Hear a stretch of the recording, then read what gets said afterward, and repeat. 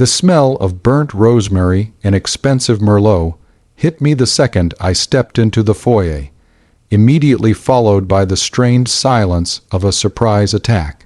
My daughter, Vivian ***, had invited me to a ***, casual family dinner ***, at her impeccably sterile, modern apartment. I, Arthur ***, a 65-year-old man who had built my custom furniture manufacturing business, Arthur's Artisan Woodworking, from a single rusty saw to a multi-million-dollar national brand over 40 years, had arrived expecting a simple meal. Instead, I found Vivian, her husband Julian ***, a man whose financial instincts were as dull as a butter knife, and three people I instantly recognized as the top partners from a massive, aggressive private equity firm, Phoenix Capital ***. They were all seated around a vast, empty mahogany dining table, their expressions tight and expectant, like predators waiting for the main course. Vivian hadn't prepared a dinner. She had staged an ambush. The core conflict was instant and sickening. Do I, Arthur, a stubborn man who has always valued craftsmanship over capitalization, simply sit down, smile, and engage in the corporate ambush, thereby legitimizing Vivian's underhanded attempt to sell off my life's work for parts to a private equity firm that I knew would dismantle its soul? Or do I immediately expose the entire manipulative charade right there in front of the Phoenix Capital partners, humiliating Vivian and Julian, and detonating the entire deal they had obviously been cooking up behind my back, thus guaranteeing the immediate, final, and total destruction of any remaining shred of familial trust? Was I wrong to value the integrity of my business over the happiness of my own daughter? Tell me honestly, would you have swallowed your pride and taken the seat, or would you have turned the dinner into a confrontation and walked out? To truly grasp the shock of that ambush, you need to understand the history of conflict between me and Vivian, and why my business was more than just a source of income. It was my legacy. I built Arthur's Artisan Woodworking with my own two hands.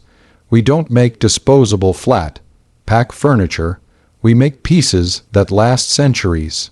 My philosophy is simple, quality over quantity, This dedication led to our national reputation, but it also kept the business intentionally small, self-funded, and focused on craft.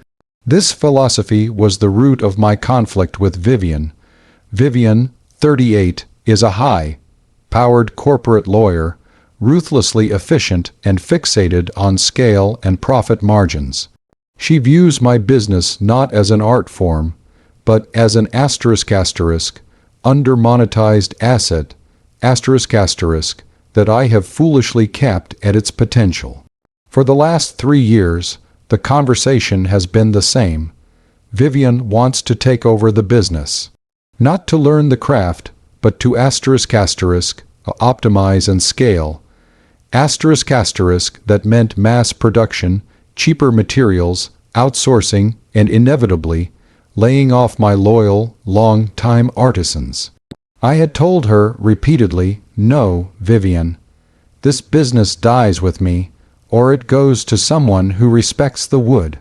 The last major argument, just a month ago, had ended with her slamming my office door and accusing me of deliberately sabotaging her future because I didn't respect her corporate expertise.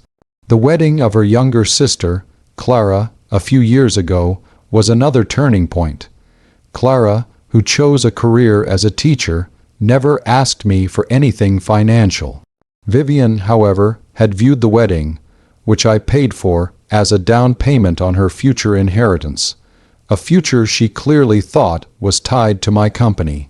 She saw the company as hers by right, and my refusal was, in her eyes, an act of intentional malice.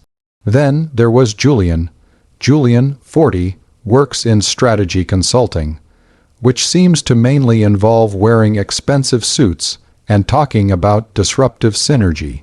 His own consulting firm failed spectacularly 2 years ago, leaving him financially dependent on Vivian's high salary. Julian's main role in this entire scenario was to constantly whisper in Vivian's ear about the *8-figure valuation they could get from a private equity buyout, constantly escalating her desire for my company. He saw my business as the ultimate rescue parachute for his failing career and inflated lifestyle. A few days ago, Vivian called me, all honeyed sweetness and apologies. "Dad, I know we've been tense. I want us to have a simple family dinner. Just me, you, and Julian. No business talk, I promise." I should have known better. That level of sweetness from Vivian was always the sound of a well-oiled trap closing. I arrived at her apartment, holding a bottle of my favorite single, malt scotch, walking straight into the silence of the ambush. The three strangers, the Phoenix Capital partners, were instantly recognizable by their custom, tailored suits and the predatory confidence in their posture. Vivian, in her power suit, wasn't wearing an apron. She was wearing an expression of corporate conquest. The atmosphere was so heavy, you could cut it with one of my chisels. Julian, ever the oily point man, leaped up first. "Arthur, so glad you made it. Sit down. We've been telling Mr. Davies MS, Chen and Mr. Ramirez all about the incredible potential of your brand. They are very excited." Vivian immediately cut him off, trying to regain control. "Dad, I know I said no business, but this is an amazing once-in-a-lifetime opportunity. They are prepared to offer a very generous valuation for a controlling stake in the company. We just wanted you to hear them out. We've put together a very comprehensive acquisition strategy that allows you to step back and enjoy your retirement." The word retirement was delivered with a smile that was pure, cold steel. They weren't asking me to join a discussion. They were presenting a fait accompli. They had already vetted the company, prepared the offer, and likely planned the entire presentation, using this dinner to publicly pressure me into signing on the spot. I looked at the three private equity partners. They looked back with detached arrogance, already calculating the value of my machinery and the cost of firing my staff. I looked at Julian, smug and expecting his reward. And then I looked at my daughter, Vivian, whose eyes held a flicker of desperation beneath the corporate veneer, confirming that she viewed me, her own father, as the final, frustrating obstacle to her massive payday. The scotch bottle felt heavy and cold in my hand. I could feel the blood drain from my face, replaced by a sudden, intense wave of clarity. They had used emotional manipulation, the promise of reconciliation and a family dinner, as a weapon to execute a financial maneuver against me. They had fundamentally mistaken my love for weakness and my loyalty to my craft for senility. I took a deep breath. I placed the expensive bottle of scotch down on the sideboard, right next to a silver ice bucket that I knew was purely decorative. I didn't take a seat. "Vivian," I said, my voice cutting through the strained silence like one of my table saws. "When I commit to a business meeting, I expect honesty and transparency. When I accept a dinner invitation from my daughter, I expect love, not corporate sabotage." The P partners immediately shifted, their professional masks slipping into annoyance. Julian's smugness dissolved into panic. Vivian's smile evaporated. "Dad, don't be melodramatic. This is business," she hissed, trying to force me into the conversation. "No, Vivian. I countered, walking slowly to the head of the empty table, maintaining direct eye contact with the three partners. This is asterisk, not asterisk business. This is attempted asterisk asterisk coercion asterisk asterisk under false pretenses. I told you repeatedly, this company is not for sale to anyone who intends to dismantle its philosophy and fire the people who built it. Your attempt to ambush me with your pre-vetted financiers only confirms my judgment. You don't want the company. You want the asterisk asterisk liquidation value asterisk asterisk and the asterisk asterisk exit strategy asterisk asterisk. Then I addressed the partners directly, dismissing them as easily as if they were bad wood. Mr. Davies, M.S. Chen, Mr. Ramirez, I apologize for the amateur tactics displayed by my daughter and her husband. I want to be perfectly clear. Asterisk asterisk Arthur's Artisan Woodworking asterisk asterisk is asterisk, not asterisk for sale. Not now, not ever, especially not to a firm like Phoenix Capital. Your time here is being wasted. You should leave now. The silence returned, but this time it was sharp, brittle, and entirely hostile. The P partners, used to wielding all the power, were stunned into immobility. Julian was gaping, his face white. Vivian was shaking with a silent, furious rage. I had done it. I had exposed the manipulation, rejected the ambush, and sent the financiers packing. But now, the conflict was purely familial, toxic, and unavoidable. I had destroyed their entire months-long negotiation in under 2 minutes. I turned back to Vivian and Julian. My voice was calm, but the fury was ice cold. I told you no. You chose to go behind my back and use a fraudulent invitation to try and arm me into selling my life's work. I won't forgive the deception, and I certainly won't reward it. I walked to the door, opened it, and didn't look back. I drove home, leaving my favorite scotch and my daughter's corporate dreams shattered in the empty, silent apartment. The relief was immense, but the void where my relationship with Vivian used to be felt vast and bottomless. So that's the situation I was in. I had just risked my daughter's fury, humiliated her high-powered husband, and ruined a multi-million-dollar deal to protect the integrity of my business and my loyal employees. The next step was obvious. I had to immediately and permanently ensure that Arthur's Artisan Woodworking would asterisk asterisk, never asterisk asterisk, fall into Vivian's hands. My choice was terrifying. Do I prioritize a slow, cautious plan, perhaps setting up a trust that only takes effect after my death, leaving a small window for Vivian and Julian to try and legally challenge the will and seize control after I'm gone? Or do I execute a swift, irrevocable, and highly public legal maneuver asterisk right now asterisk, transferring the company's majority ownership to my most trusted, long-time employee asterisk asterisk Daniel asterisk asterisk, thereby guaranteeing Vivian's complete, absolute, and immediate exclusion from the company's future, but permanently cutting her off financially and emotionally. Before I tell you what happened next, I want you to pause and comment below what you would have done in my shoes. Would you have chosen the cautious path of the will, or the swift, devastating maneuver of immediate transfer? Seriously, let me know what choice you would have made right there.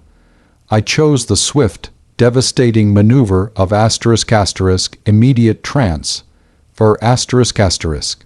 The ambush confirmed that Vivian and Julian would stop at nothing, including preying on my emotional vulnerability, to get their hands on the company.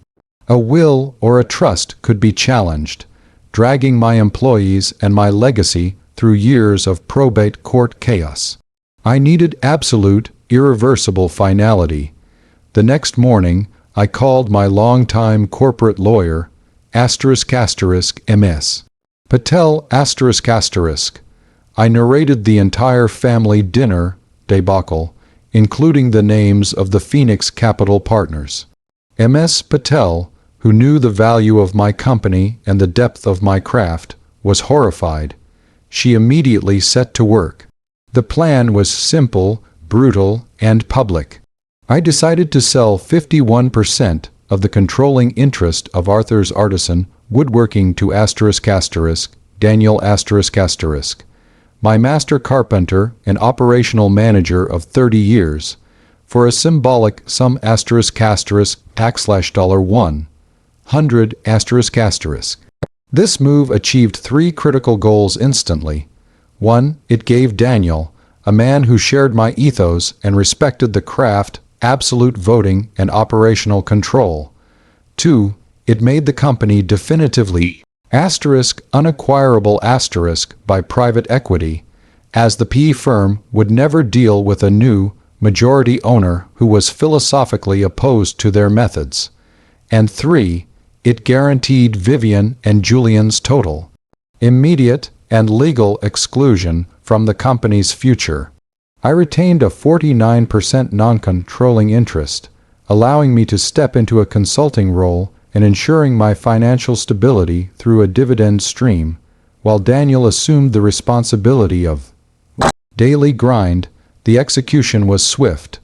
Within 48 hours, the new corporate ownership structure was legally filed, signed, and certified. The final step was the announcement. I didn't send a personal note to Vivian.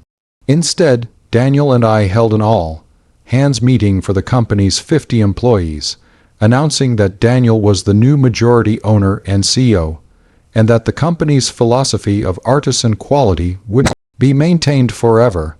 The news hit Vivian and Julian like a brick through their pristine apartment window. They found out not from me, but from the industry trade publications and the subsequent mass email sent to all company vendors and employees celebrating the preservation of the artisan legacy. Vivian called me, and this time there was no honeyed sweetness. There was only raw, desperate, incandescent rage. You sold my inheritance for $100 to Daniel, you spiteful, vindictive old man. That company was my future. You deliberately threw away an 8-figure payday just to spite me. This is financial warfare, she screamed. I let her rage wash over me for a moment, letting the full force of her entitlement exhaust itself. Vivian, I said, my voice quiet. That company was never your future. It was my legacy.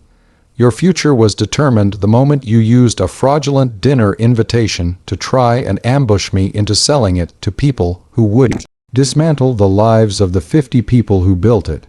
I didn't sell it for spite. I sold it for preservation.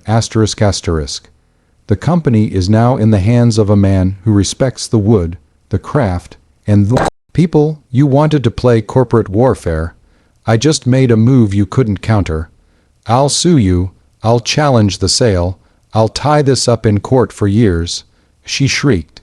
You can certainly try, Vivian, I replied, a genuine sense of peace settling over me. But you will be suing Daniel, the majority owner, who paid a symbolic price to secure his future and the future of his employees. I am now just a minority shareholder and a consultant.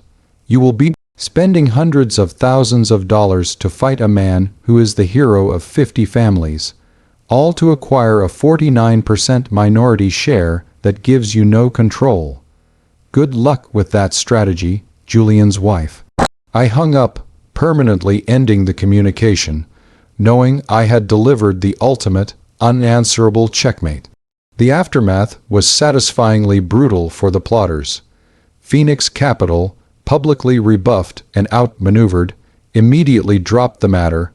They don't waste time on companies they can't control. Julian's reputation as a strategy consultant was ruined among his peers for his spectacular failure and amateur tactics in trying to acquire a mid-sized firm. His career, already faltering, collapsed entirely, and the financial pressure led to intense, bitter conflict between him and Vivian. Vivian, unable to sue me successfully, as the sale was legally sound and made during my lifetime, while I was of sound mind and to a willing buyer, found herself completely isolated. She had burned her bridge with me, lost her massive inheritance expectation, and now had a failing marriage rooted in financial failure. As for me, I stepped back entirely. Daniel runs the company with the same dedication, and my employees are secure and grateful. I still consult 2 days a week, but I spend the rest of my time teaching woodworking classes to veterans and finally enjoying the retirement I earned. The final, untouched bottle of single malt scotch still sits on my shelf. I look at it sometimes and think not of the dinner I walked out on, but of the legacy I saved. The price of one unpleasant evening was the preservation of my life's work.